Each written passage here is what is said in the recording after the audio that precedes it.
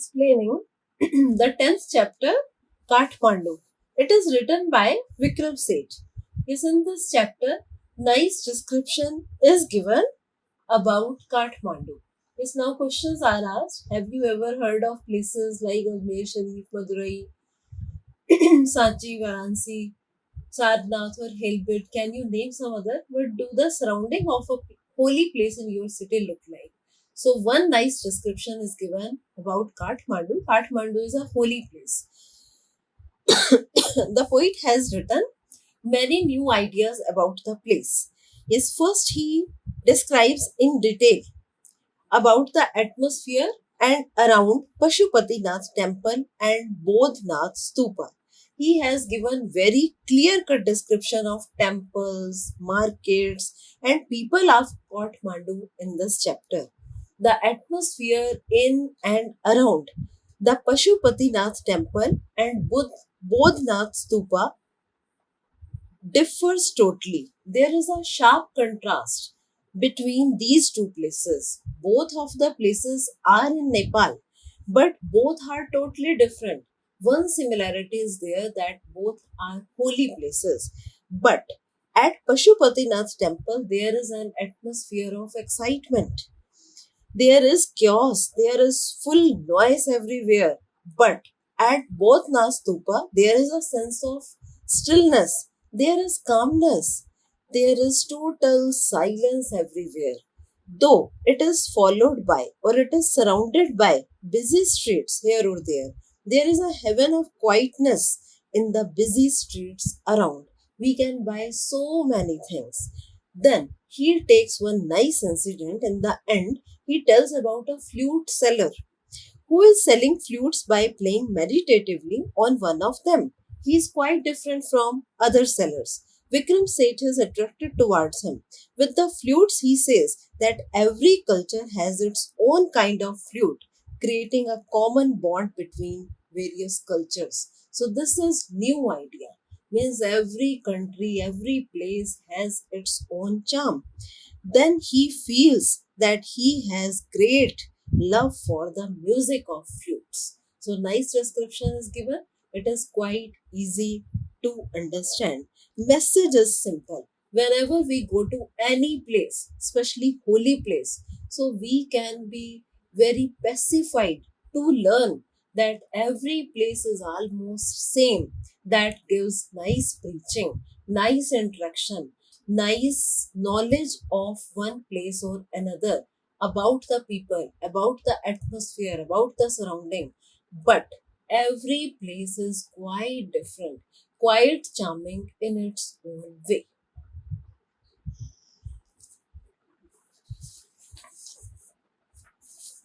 Now, thinking about the text.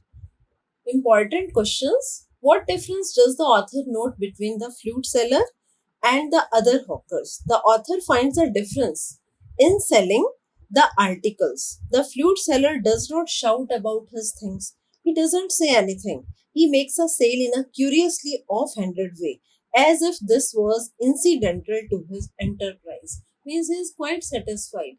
He never makes any kind of special songs or calls the person unnecessarily. Now, second question.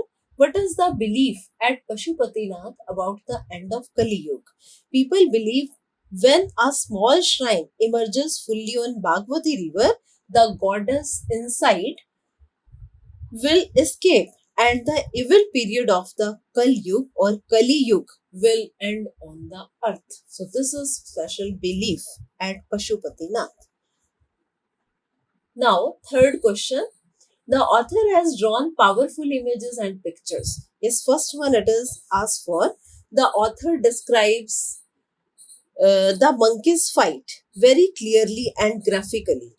A fight breaks out between two monkeys. One chases the other, who jumps onto a Shivlinga, then runs screaming here or there around the temples and down to the river.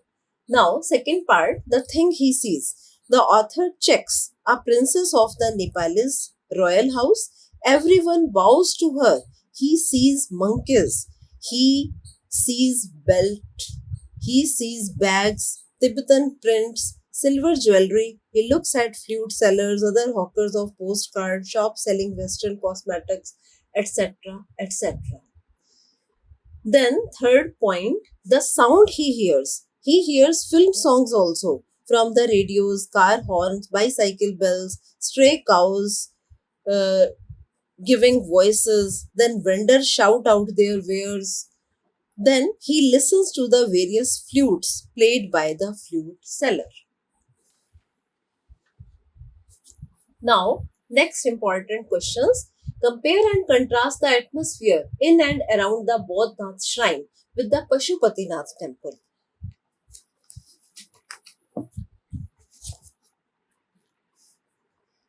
At Pashupatinath, there is special atmosphere of febrile confusion because everywhere priests, hawkers, devotees, tourists, monkeys, cows, dogs roam here or there.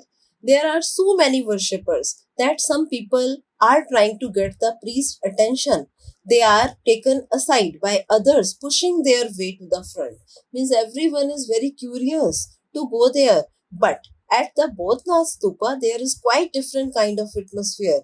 The Buddhist shrine of Kathmandu, there is a sense of total silence. Stillness is there. It is called heaven of silence. Total peace. Its immense white dome is ringed by a road. Small shops stand on its outer edge.